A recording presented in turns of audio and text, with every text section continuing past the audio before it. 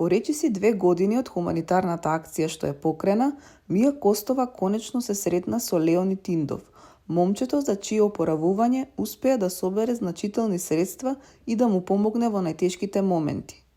Во февруари 2024 година Костова започна иницијатива за поддршка на тогаш 19-годишниот Леонид, кој по несреќен скок во вода за времен одмор во Грција доби тешки повреди. Од болницата во Солун тој беше префрлен во Австрија, каде што продолжи специјализираното лекување, финансиски товар што неговото семејство не можеше самостојно да го издржи.